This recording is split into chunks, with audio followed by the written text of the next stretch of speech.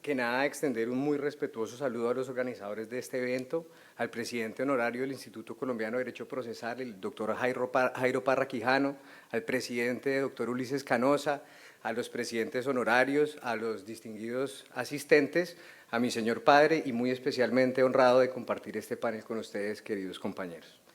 En esta ocasión nos corresponde responder a esta pregunta jurídica que nos plantea la doctora Diana, que es del máximo interés en la actualidad, puesto que se han generado antinomias entre el derecho interno, el derecho doméstico y las normas internacionales que son vigentes para nuestro país, generando un nuevo choque de trenes entre la jurisdicción nacional y la jurisdicción internacional. Para abordar este tema del precedente judicial y el precedente interamericano, como ya lo advertía la doctora Diana, es indispensable entender antes que nada el control de convencionalidad, que por supuesto ustedes ya conocen de antemano, pero para efectos ilustrativos se trata de ese carácter obligatorio de las sentencias de la Corte Interamericana de Derechos Humanos, que son vinculantes no solo para los países sobre los que se emitió la decisión en particular, sino para todos los países de la membresía del Pacto de San José de Costa Rica y en particular para todas las autoridades, no solo las jurisdiccionales. En ese sentido, desde la consolidación, desde el control de convencionalidad, con el salvamento de voto de la sentencia Mirna Chang de la Corte Interamericana, se ha ido consolidando el derecho internacional como una esfera de interdicción de la autoridad estatal. Es decir, el derecho internacional aparece como una esfera de supervisión cuando los mecanismos internos de control jurídico fracasan. Es decir, pasamos de una etapa de legalidad a una etapa de constitucionalidad, donde esa supremacía constitucional permitía la eficacia material de la Constitución, y ahora lo que se está buscando es la eficacia material de la Convención Interamericana. Sin embargo, la doctrina de la convencionalidad pues tiene una otra cara de la moneda, que es la doctrina del margen de apreciación nacional. Esta doctrina tiene su origen en Europa, pero a través de fallos judiciales, en particular la sentencia C-111 del 2019, ha sido importada a nuestro ordenamiento y, como veremos adelante, nos parece que se ha importado de una manera incorrecta. El margen de apreciación nacional existe en la Carta Europea de Derechos Humanos en el artículo 15, o lo establece el artículo 15, y ha sido desarrollado por la jurisprudencia para que los estados, en casos excepcionales, donde esté en riesgo la misma supervivencia de la nación, pueda inaplicar una norma convencional, en ese caso de la Carta Europea de los Derechos Humanos. Se hace un ejercicio de ponderación, pero es supremamente estricto y procede excepcionalmente cualquier restricción a los derechos convencionales. Así opera allí en el sistema europeo. Sin embargo, en esa trasplantación que se hace en la sentencia C-111 del 2019, magistrado ponente Carlos Bernal Pulido, lo que se dice es que aquí hay un margen de apreciación nacional también en el sistema interamericano, a pesar de que no existe una sola norma en la Convención Americana que permita que se realice este margen, que permite que se excepcione la aplicación de la Convención Interamericana. Por el contrario, se busca que ésta se aplique de manera directa. Entonces, allí aparece el primer germen de esa antinomia que nos tiene hoy en una situación de conflicto entre la Corte Interamericana, la Corte Constitucional y, en este caso, incluso el presidente, a quien se le ha instado a aplicar un sistema normativo u el otro. Esa antinomia, entonces, hoy encuentra otro capítulo nuevo con la sentencia C-030 de este año, que define, zanja la discusión o zanja en el nivel interno de la discusión en torno a las funciones de la Procuraduría respecto de los derechos políticos y genera pues una situación que tendrá que resolverse en la instancia de supervisión de cumplimiento del fallo, que es un procedimiento que se adelanta ante la Corte Interamericana de Derechos Humanos.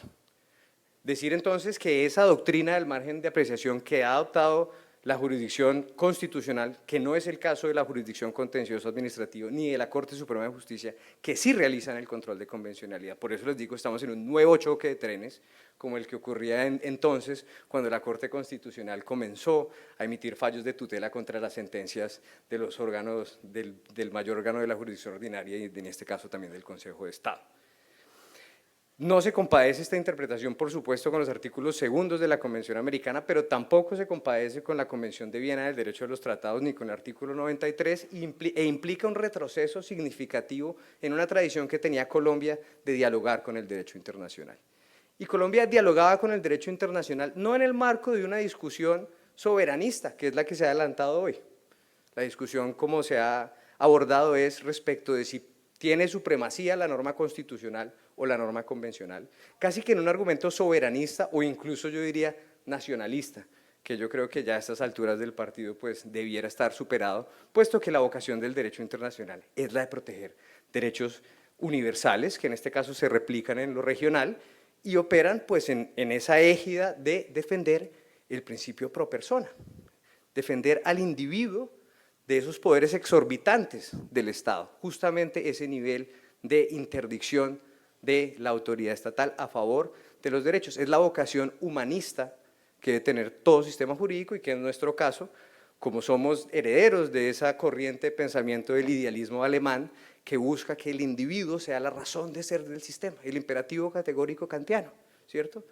El individuo como fin y no como medio, y por eso es que el derecho se interpreta pro persona, y ese principio está en el sistema interamericano, el principio de interpretación pro persona y el principio de progresividad y no regresión. Entonces, en el escenario de esta antinomia que se presenta respecto de la posibilidad de restringir derechos políticos por la vía de una decisión administrativa, no se trata de determinar quién tiene la supremacía o constitucional o convencional, sino cuál de las dos interpretaciones es la que resulta más favorable al individuo. Sin embargo, las decisiones judiciales no han tenido ese enfoque hasta ahora, sino que se han enfocado, como les decía, en un debate sobre quién tiene la razón, quién es la última palabra, y al final lo que vemos con la sentencia 030 y con la 111 del 2019 es que la Corte Constitucional está defendiendo sus competencias como quien tiene la institución que tiene la última palabra para definir lo que es la convención,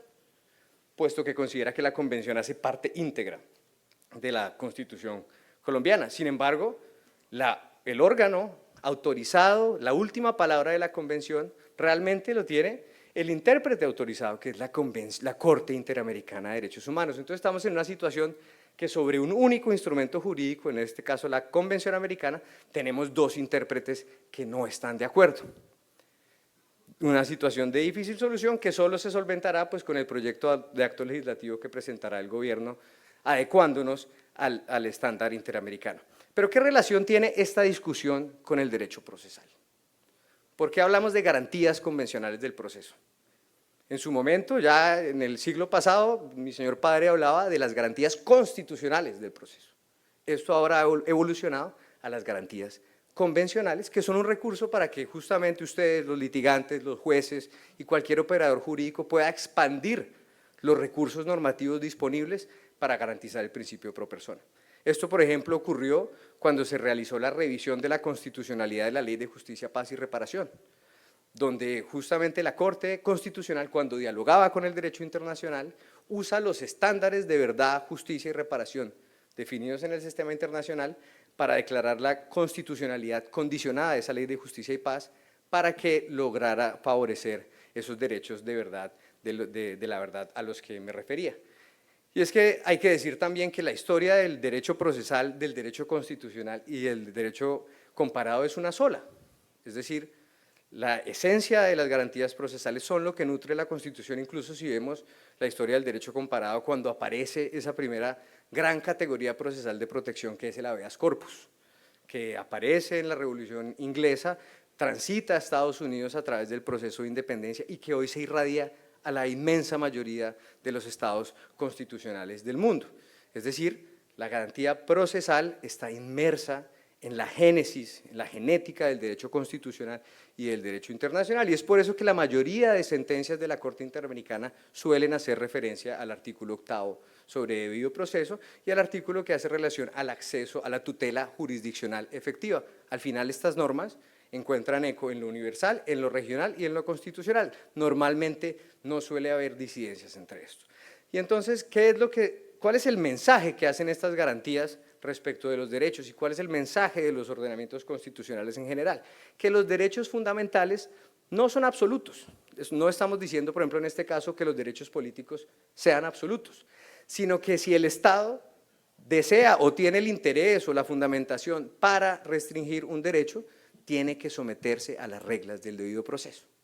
para que esa restricción se haga de la manera más reglada y más, por supuesto, garantista para los derechos del individuo y no dejarlo expuesto a esa arbitrariedad estatal. Entonces, tenemos múltiples casos. Uno de esos es, evidentemente, el derecho a la doble instancia, y allí tenemos entonces pronunciamientos del Comité de Derechos Humanos de Naciones Unidas, que en el caso de Andrés Felipe Arias le ordenó a Colombia respetar la doble instancia. Y vean aquí lo curioso, que cuando llegó esa decisión del Comité de Derechos Humanos respecto a Andrés Felipe Arias, la Corte Constitucional sí estuvo dispuesta a dialogar con el derecho internacional, echando atrás años de jurisprudencia que había consolidado la Autoritas de la Corte Suprema para juzgar aforados, todo por una decisión internacional. Pero ese mismo año, en el 2019, con la sentencia que ya les comenté, respecto de, en este caso, el alcalde Petro, allí sí no se aplicó ese control de convencionalidad. Entonces tenemos como un doble estándar de convencionalidad en la Corte Constitucional y justamente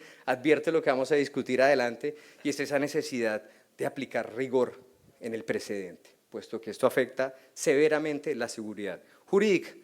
Respecto de los derechos políticos, ¿qué podemos decir? Si en Colombia y en el derecho comparado la restricción de derechos fundamentales se le ha confiado al juez, es decir, el derecho a la intimidad, si la Fiscalía desea hacer una interceptación de comunicaciones de una persona, necesita la autorización de un juez.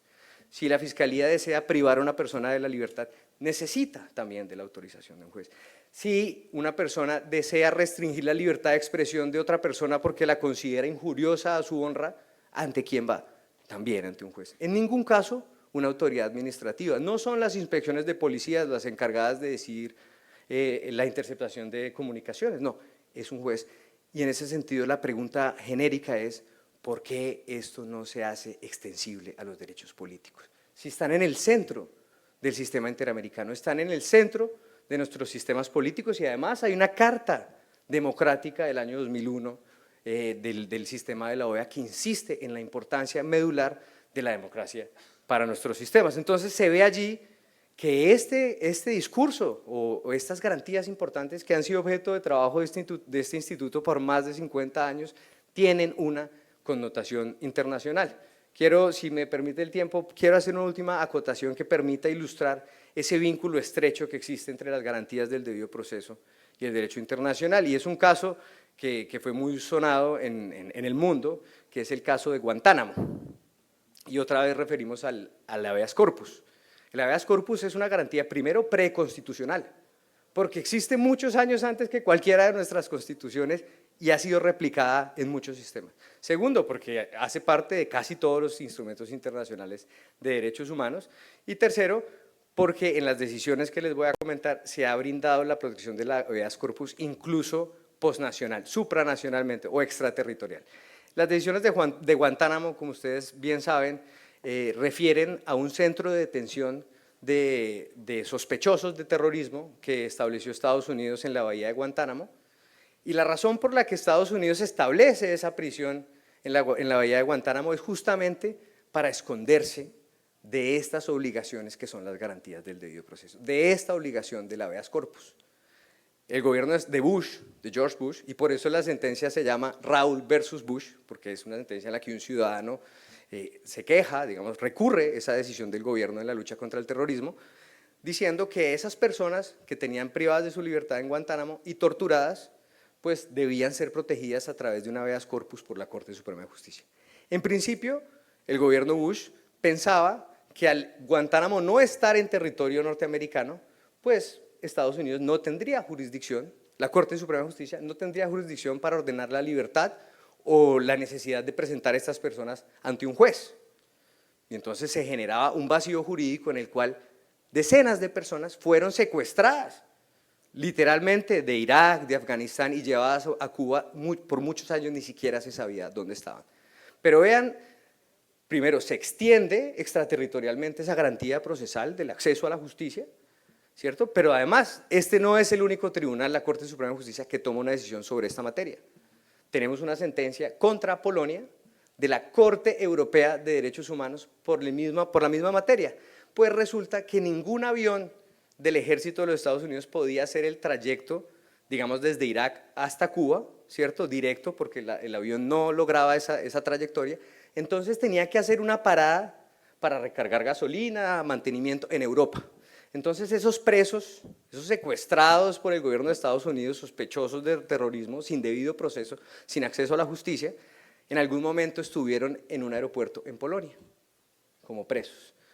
¿Qué hizo la Corte Europea de Derechos Humanos? Le dijo, Polonia, usted suscribió la Convención Europea de Derechos Humanos, usted está obligado por este tratado, y este tratado además cobija a cualquier persona sin importar si son o no ciudadanos europeos. Y vea cómo entonces esa sentencia condena a Polonia, garantizándole que en cualquier lugar del mundo, sin importar que esté en duda el concepto de jurisdicción, estas garantías procesales están en el centro del debate.